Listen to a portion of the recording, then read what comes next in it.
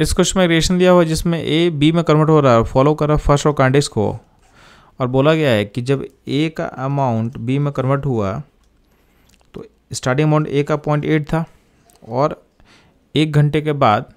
आपका बी का amount 0.6 form कर रहा है। तो अब बी अगर 0.6 फॉर्म करेगा तो आप रिलेशन देखोगे तो ए और बी में रिलेशन 1:1 है, तो बी 0.6 फॉर्म करेगा, इसका मतलब ए 0.6 कंज्यूम होगा।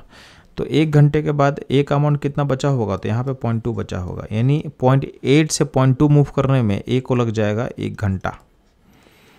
अब चूंकि फर्स्ट ऑर्डर काइनेटिक्स को फॉलो कर रहा है तो ध्यान देंगे, इसको हम ऐसे ब्रेक कर सकते हैं कि जब ए मूव कर रहा है 0.8 से 0.4, तो इसमें जो टाइम लगेगा उसको हम टी हाफ बोल सकते हैं।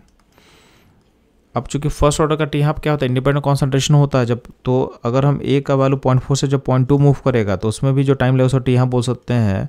तो इस पूरे प्रोसेस में आपका लगने वाला है 2 टी हाफ, जो कि क्वेश्चन के अकॉर्डिंग दिया हुआ है आपके पास 1 आवर।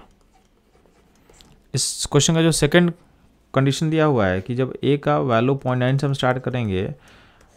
और बी का अमाउंट सम टाइम के बाद ये रीच कर जाएगा 0.675, तो उसमें टाइम कितना लगेगा। तो ध्यान देंगे जिस पॉइंट पे बी 0.675 फॉर्म करेगा उस टाइम में क्या होगा, ए इतना ही अमाउंट कंज्यूम हुआ होगा, तो ए का कितना अमाउंट बचेगा, तो 0.9 से अब इतना को माइनस करोगे तो वैल्यू आ जाएगा 0.225। तो आपको यहाँ से यहाँ का टाइम पता करना है, इसको टी बोल दे रहे हैं। तो ध्यान देंगे ए का जब आप स्टार्टिंग करोगे 0.9 से तो 0.9 का हाफ कितना होता है 0.45, तो यहाँ जो टाइम लगने वाले इसको आप टी हाफ बोल सकते हो, और 0.45 का हाफ कितना होता है 0.225, तो यहाँ का टाइम भी क्या होगा सेम टी हाफ होगा। तो आपको पता है कि आपको टाइम कहाँ से कहाँ का निकालना था, तो जब ए का 0.9 से 0.225 पे वैल्यू पहुँचता है उस टाइम को पता करना था,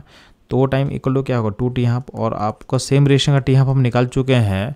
तो आप देखोगे नीचे तो 2 टी हाफ का वैल्यू कितना आपके पास है क्वेश्चन के अकॉर्डिंग 1 आवर, तो वही वैल्यू यहाँ भी हो जाएगा 1 आवर, यानी इस क्वेश्चन का जो टाइम रिक्वायर्ड है ये हो जाएगा 1 घंटा, यानी ऑप्शन ए होगा इस क्वेश्चन का करेक्ट आंसर। तो ये था इस क्वेश्चन एनालिसिस। मूव करता हम लोग नेक्स्ट क्वेश्चन पे।